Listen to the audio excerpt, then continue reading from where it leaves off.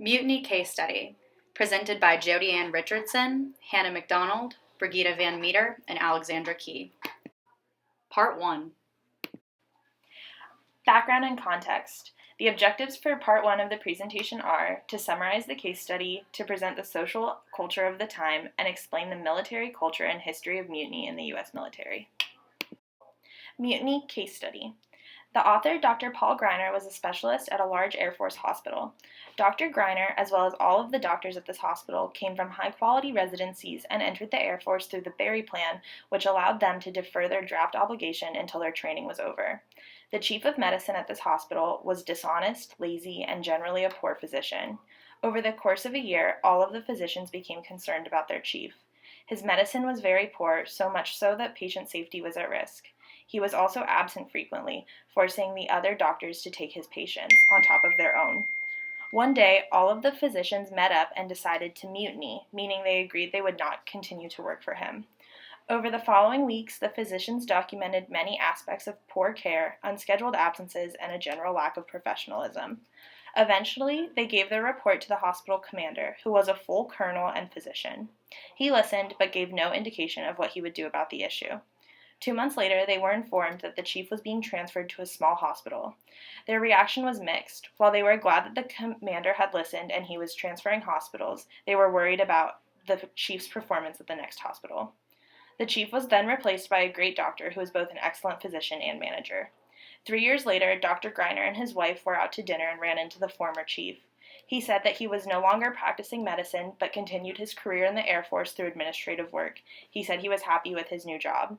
Dr. Greiner felt relieved and was glad the former chief had gained insights into his weaknesses. Social culture of the time. Leadership styles have changed over time. Because of this, it is important to include the social and cultural expectations of the time period to understand the case study. The case study doesn't explicitly state the time period, but there's only been one period of conscription in the U.S., from 1940 to 1973. Given the age of the author, Dr. Paul Greiner, the time period of his case study was likely around the 1950s. This was directly following World War II and the start of the Korean War, and also the start of the Cold War. The Cold War led to a politically conservative atmosphere, with President Eisenhower being elected in 1952.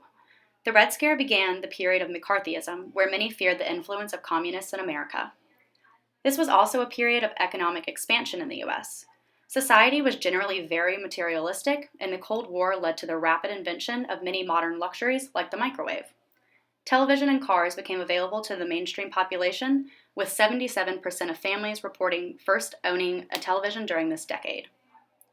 This period also marked the beginnings of the civil rights movement. The Brown v.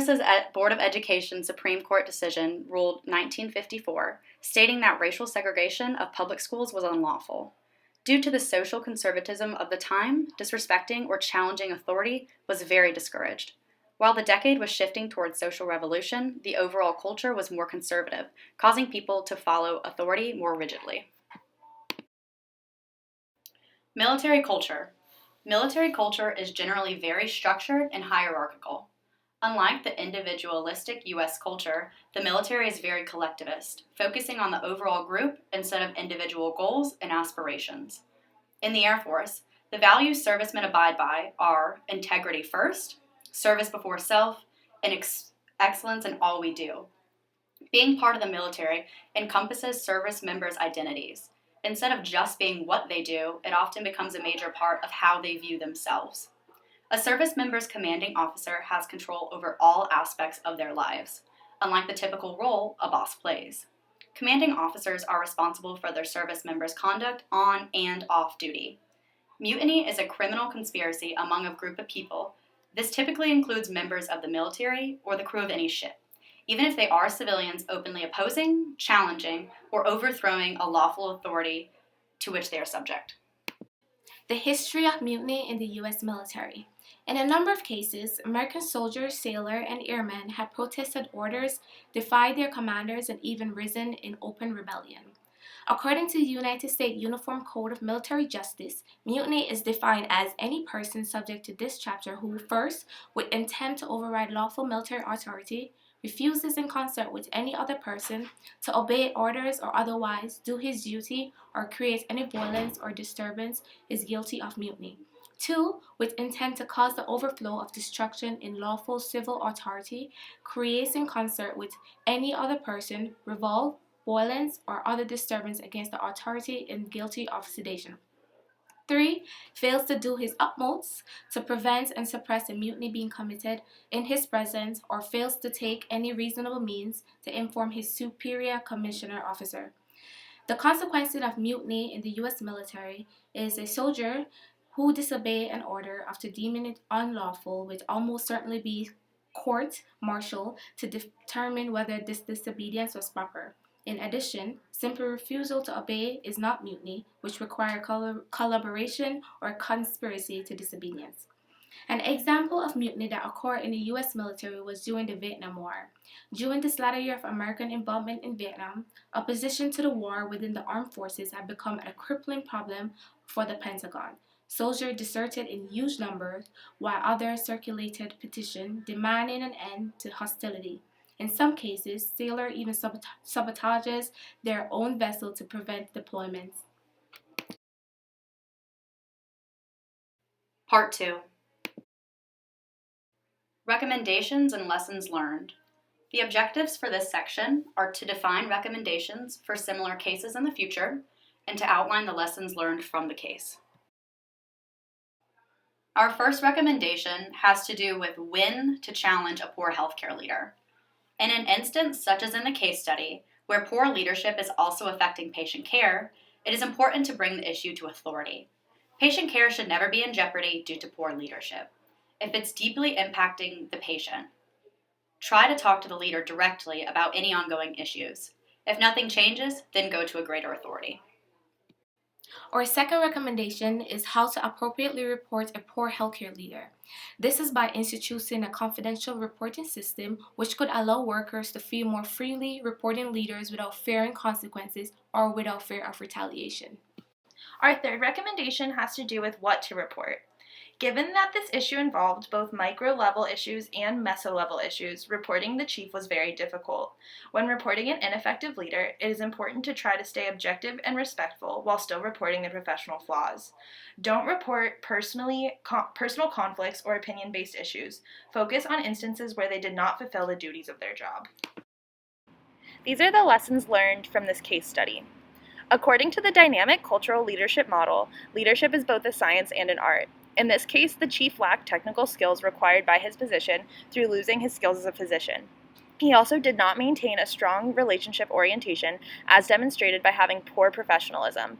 In order to be an effective leader, you must have both the technical skills and the interpersonal relationship skills necessary to manage a company. We also learned that poor leadership can lead to low staff morale in healthcare settings. Poor leadership can lead to this low staff morale when team members' work is not being properly acknowledged. If staff members' talents and skills are not being highlighted and suited for their best needs and work, then tensions can arise with a lack of motivation and feelings of insignificance. Furthermore, if a leader is impacting the overall work of the team, like our case study for example, then team morale can be impacted by a lack of positive results.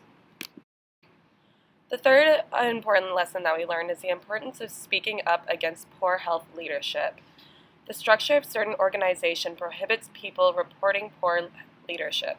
As a leader, it is important to try to keep clear and open communication between leaders and their workers to ensure the best patient care. The final lesson that we learned from this case study is that hierarchical structures discourage beneficial reporting. Good leaders have effective communication style and has integrity. Without those qualities, people will not respect their leaders and will be incentivized to mutiny or rebel against the leader. In this case, the chief had poor communication skill by not giving advance notice of absences and keeping the workplace unprofessional. He also demonstrated a lack of integrity through those absences and through his poor patient care. In order to be respected by workers, you must have a strong integrity and positive communication skills. Our resources range from the actual mutiny case conducted by Dr. Paul Greiner at the University of Rochester It also includes a short history of the mutiny in U.S. military that Jodyann went through, as well as the culture of the 1950s, which described the culture of the time that the case study was conducted. And lastly, the code, an actual definition of what mutiny is. Overall, this course and this project, especially with this case of mutiny in the military, has shown us the important aspect of leadership in healthcare.